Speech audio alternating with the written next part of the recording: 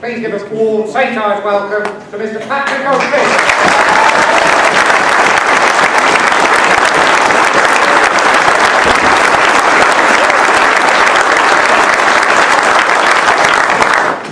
Good evening, ladies and gentlemen. I recognise many faces in the audience from the various public meetings that we've all been doing as MEP candidates throughout the region since the turn of the year. I must say, though, it's absolutely magnificent to see the number of people here.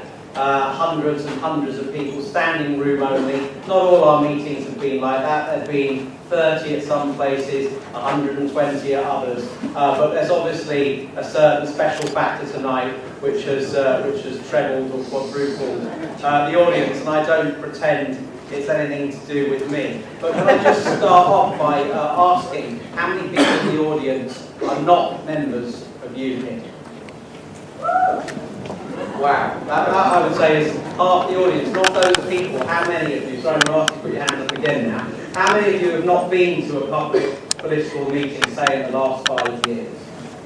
And doesn't that tell you a lot about modern British politics and about what UKIP is doing and how we're making a difference? And we will take questions, and as we have been doing in all our public meetings, in every region, and quite often in the meetings we've been to already, there have been councillors, activists from other political parties have come along, not usually to heckle, sometimes to ask challenging questions, and at the end I've found many of those people, still not UKIP supporters, but very refreshed, enlivened, enthusiastic, grateful for UKIP actually having taken politics on the road and engaged with their community. So if that's the only thing we were to do for Britain and British politics, that would be a really good thing anyway.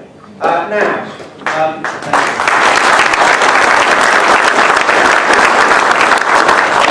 may have heard the other leaders of the other parties rail against a cartel in British life recently, and the cartel they've had in mind, or soft cartel as some people call it, is in the power industry. They complain that people need to shop around more, there needs to be more competition in the marketplace, or everyone gets ripped off and every provider offers the same thing. Well, at least in the power supply industry there are 6 main offerers, 6 main companies. In British politics for far too long, there have only been 3. And in fact, this name is catching on a bit, much to the annoyance of the political establishment. But we in UKIP know them by one collective name, the Lib Lab Con.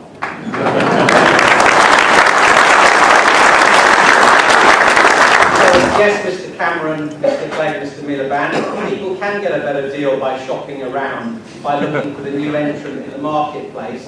But it's the political marketplace where that is truer than anywhere else. And UKIP is the new entrant. UKIP has been in existence for 20 years now, which makes it very young in political terms. But the growth we have had since the last general election has been quite remarkable. You may have heard the other parties say that we don't live in an era when people join political parties. They use that as an excuse to explain their own declining memberships. But at the last election, UKIP had less than 16,000 members. Today it has 36,000 members, and we're putting on approximately 1,000 members a month.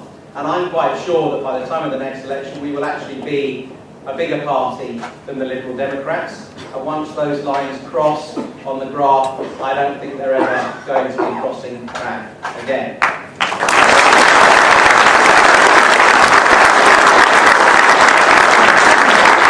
I'd like to pay particular tribute to Simon Pepper for coming tonight, for speaking out, for voicing his support for our People's Army. Simon is the absolute doyen of Eurosceptic journalism, of journalists, and has been for many, many years. And, I am a veritable puppy compared to his hound of the Baskervilles in terms of what to do for the political class in this country. But one thing I do know is that when you are in a position on a newspaper, particularly one as powerful as Simon's, you get all sorts of offers and patronage, and it's very easy to join the club, to join the political establishment and do their bidding. And Simon, over decades, has always resisted those blandishments and always told the truth as he sees it. So to have warm words for him is really a big thing for me as I look back on my journalistic career and look ahead, hopefully, to a political one. So thank you very much.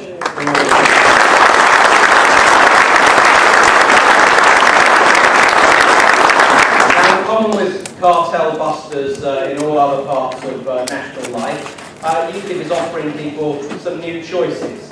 And that's why we're being smeared and attacked and the slurs are coming.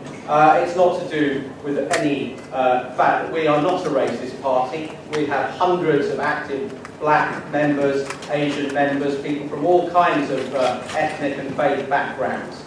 We are united by one common principle, which is we want Britain to become, and insist Britain becomes, a self-governing nation once again. And there's absolutely nothing remotely racist or prejudiced about that. And I'm shocked, even now, at some of those slurs that are being flung. I think they're ebbing away now, because the other parties have finally realised, and I don't know if you saw Question Time last night, many of you, but they wouldn't say they thought UKIP was racist, because they realised if they insult us, they are insulting the British public. So hopefully, it's been unpleasant for us involved in the campaign, but I hope that that era is coming to an end now, and it will be a vanishingly small number, mainly of far-left wingers, although we still wait for the Prime Minister to properly retract the slur he made against us several years ago.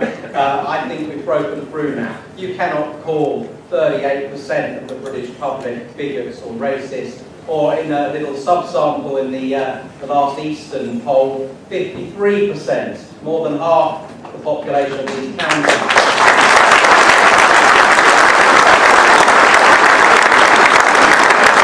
So let me take you through some of the choices we're offering that the Live Lab Con refuses to offer. The first one, obviously, to become a self-governing country once again, to get Britain out of the European Union and stop sending £55 million a day to Brussels. Second choice, the fundamental choice in this election that people I think are most activated by, is the choice to take back the power to control our own borders. I want UKIP to be the party in British politics that gives immigration a good name again, but we can only do that if we return quality control and volume control to our immigration policy. We need smart immigration, not mass immigration, and then hopefully once more people can focus on saying thank you for the brilliant contribution of those people who've come from around the world and brought money, invested it, created jobs, and put more into the pot than they've ever drawn out, and subscribe to British values as well. But we won't get that while we have an open door to more than 400 million people from more than 24 neighbouring countries. And particularly bear this in mind, that actually the immigration system the Live Lab Con is preserving, that's a racist system, because it says that a brain surgeon from India or an engineer from New Zealand will struggle to get to Britain, but a complete down and out from Eastern Europe can come. And how is that in the national interest? It isn't in the national interest.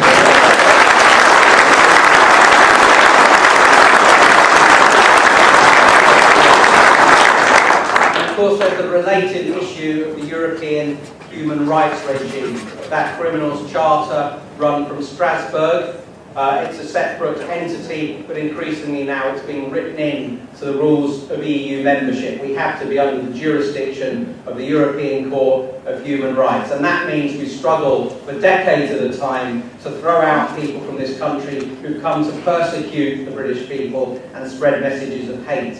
It also means that we'll either have to give prisoners the vote or compensate them with large amounts of taxpayers' money for not having it. Well, I'm not having that, and I don't think the British people are.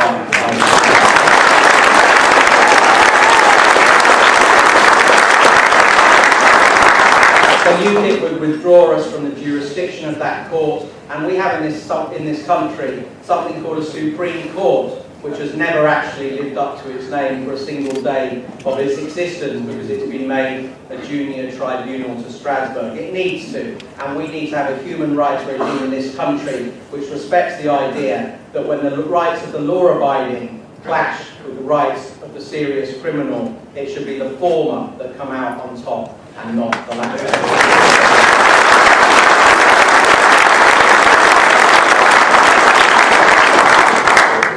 also the only party that speaks out against the £13 billion a year foreign aid racket that all the other three are subscribed to, 0.7% of our entire GDP. In this financial year will push £13 billion. Now, UKIP doesn't say it wants to scrap foreign aid altogether. We're for the foreign aid that's good value for money, inoculating babies against infectious diseases, providing disasters, emergency relief. But what we're not for is long-term bilateral aid programs, often directed to corrupt regimes across Africa. And I don't know about you, but I've read, particularly I think in Simon's paper has done some great work on this, about how British taxpayers' money ends up funding swanky apartments on the Champs-Elysees for the nieces and nephews of African dictators. And I must say, that makes my blood boil, and that's why UKIP will come out of that foreign aid racket, or at least put that choice on the ballot paper for all those of us, and I think it's about 2/3 of the British public that want to call time on that racket, which I think is mainly there for vanity reasons, so Cameron, Clegg, Miliband can go to their international summits and get patted on the back, can look Bob Geldof or Bono in the eyes and be told how generous they are, generous as usual with other people's money.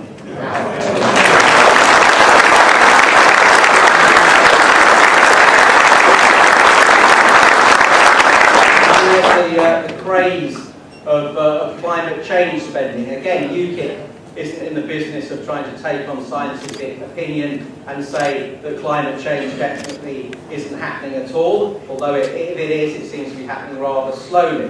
But nonetheless, UKIP is quite prepared for Britain to do its part in a global deal to tackle pollution on our planet. It's the only planet we've got. It would be irresponsible not to want to preserve it. But what we are against is making this country jump through incomparably higher hoops than any other country. And that was something put in train by the Climate Change Act 2008 when Ed Miliband was Energy Secretary, cheered on by David Cameron and by Nick Clegg as well. UKIP would scrap that Climate Change Act, so we would bring down bills for your domestic power, but almost more importantly than that, we would make energy more affordable for our industrial companies, because at the moment what we're getting is heavy industry and skilled jobs that we desperately need going abroad to places like India and China, which ironically have lower environmental standards by far than ourselves, so we don't even get a reduction in emissions out of it. The emissions go up, the jobs go east, and that's got to stop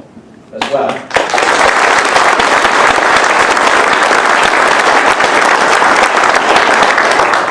We're also for those people who feel war-weary, that we've taken part in too many foreign wars this century, and the great sacrifice, particularly of working class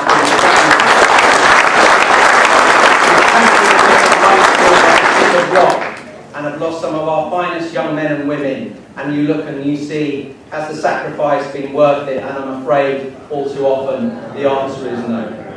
So we're for stopping jumping just because America is going off on another adventure. Let's judge each case on its merits, and particularly in the case of Syria, we came fairly close to this country endorsing a policy in the last few months, which would have... Keep out of Syria, absolutely.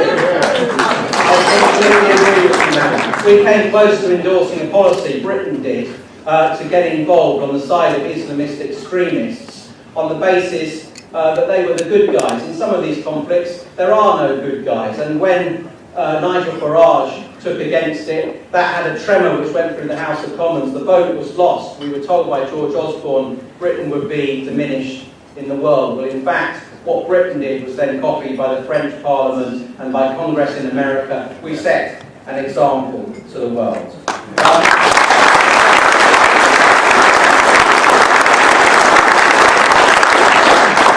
So we're offering you different choices, and that's why people are coming to UKIP. But there is another fundamental reason. We certainly have the message, we certainly have the moment, but also in this party we are so blessed to have the man of the moment, the man who has captured the great flow of support from Middle England, but from blue-collar workers, disgusted by what the Labour Party has done to them too. We are building a really broad coalition in this party. We are going to rock the political establishment on May the 22nd, or indeed when the results are coming out on the night of Sunday, May the 25th. But so much of it is down to one man who has withstood so much pressure that I've seen at first hand in the last couple of months, and done it with great magnanimity, good humour and irrepressibility.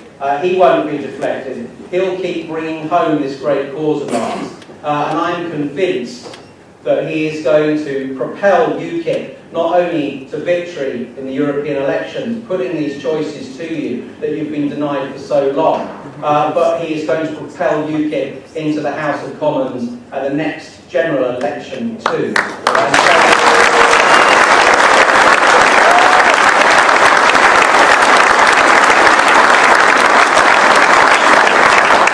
So it's a great pleasure and indeed a great privilege for me to welcome